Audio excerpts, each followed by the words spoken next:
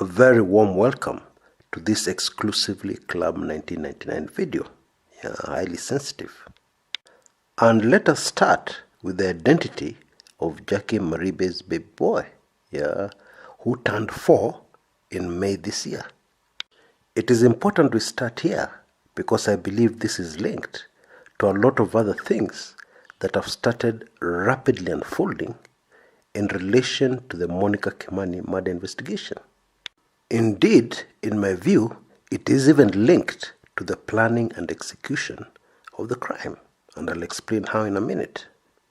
Now, there are those who insist, unless you can get DNA testing, there's no way you can say for sure who the biological father of a child is, especially in a case like this one. However, saying that is like saying that you cannot know who murdered so-and-so for sure unless you saw it with your own eyes. The truth is, there are telltale signs and clues that will always point you in the right direction. There is even the body language when two people are together. It's very easy to know. Anyway, let's get started. Now, we need to start by asking ourselves, where was Jackie MARIBE in 2013? Where was she around the months of May, June, July 2013? We know that she had no serious relationship going on at that particular time. We also know that this is the time when the Jubilee Party had just come into power. There had been a general election early that year, and then there had been the election results were contested at the Supreme Court. By the time all those manenos were over, including swearing in, we were well into the year. Now, I have confirmation from two impeccable sources. By impeccable, I mean sources that are always very hesitant to give me information. And when they give me information, it is always 100% correct. Now, before I made this video, I tried to go back into my records and to check whether these sources have ever been wrong. Now, apart from giving me some information that I've never been able to verify to date, these two sources have never given me false information or information that is in doubt. And so, although what we're discussing here is a very private matter, I'm inclined to believe 100% that this information I'm about to give you is accurate. The father of Jackie MARIBE's son is Deputy President William Samoei Ruto.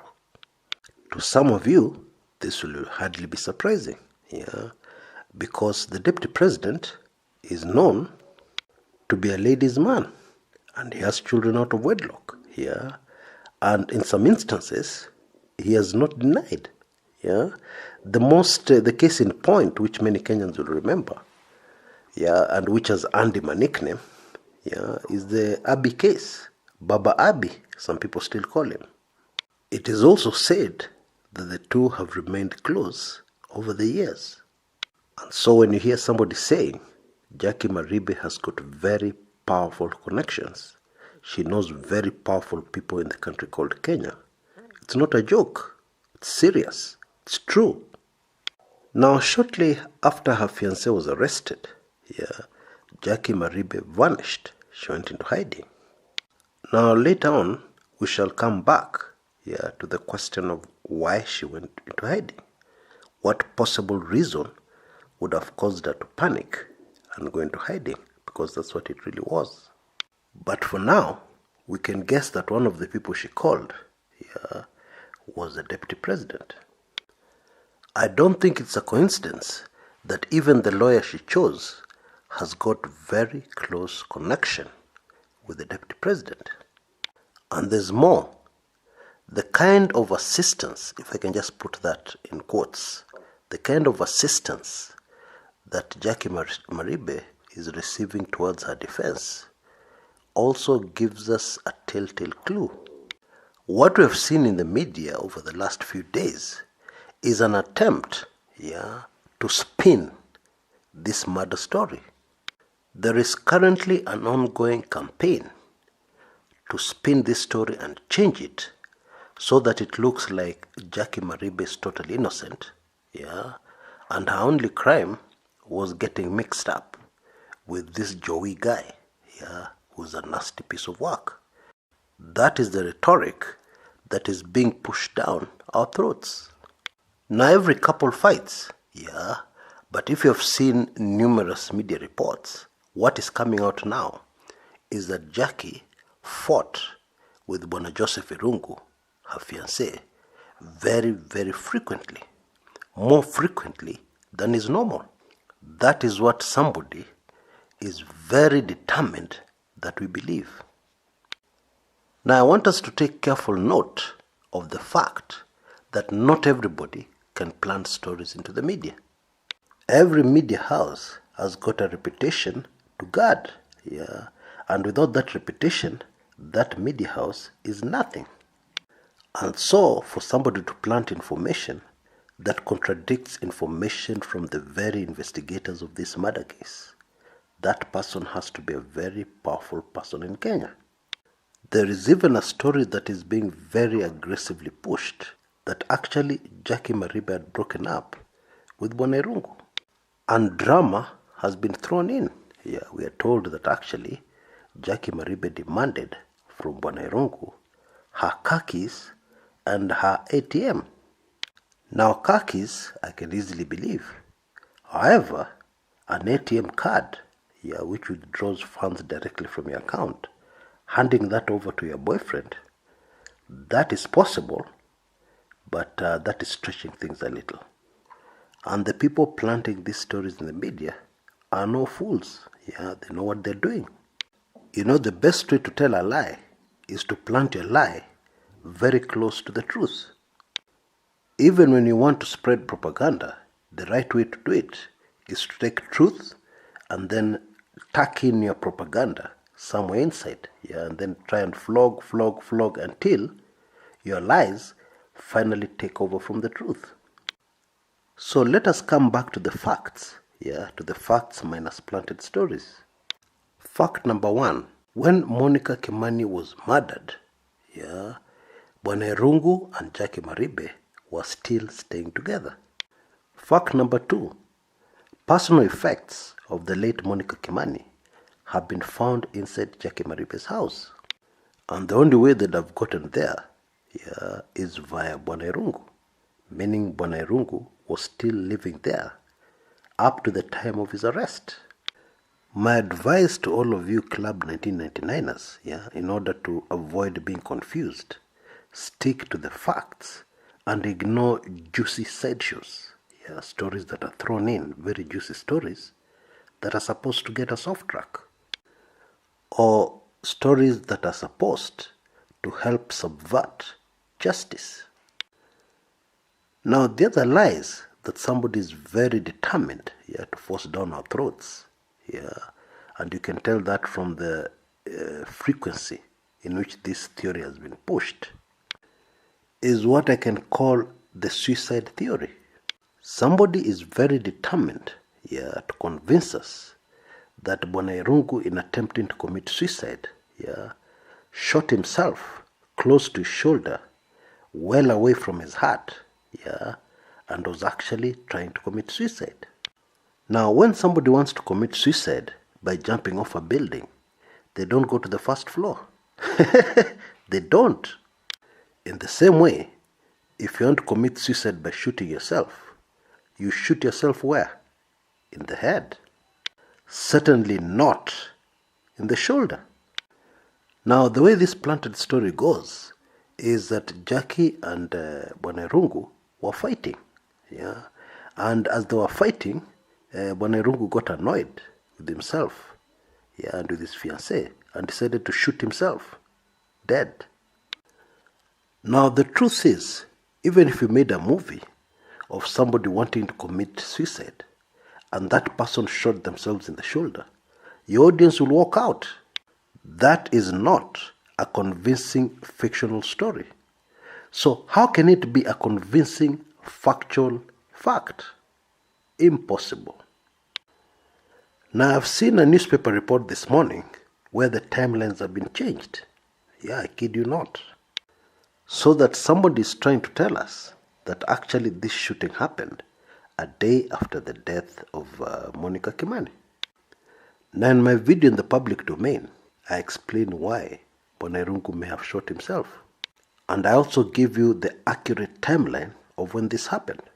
It actually happened at around the same time that Monica Kimani died. Any other story, any other timeline is fake. Yeah, it is propaganda. It is stories that are being fed to us to confuse us and to take us in a certain direction in preparation for what some people want to do. Now, while sticking to the facts, we need to ask ourselves a very simple question. Yeah? How involved is Jackie Maribe in this gruesome murder of Monica Kimani? Now, I know many people love Jackie Maribe. I know many people believe she's an angel. I also know that many are convinced that she can never be involved in something like this.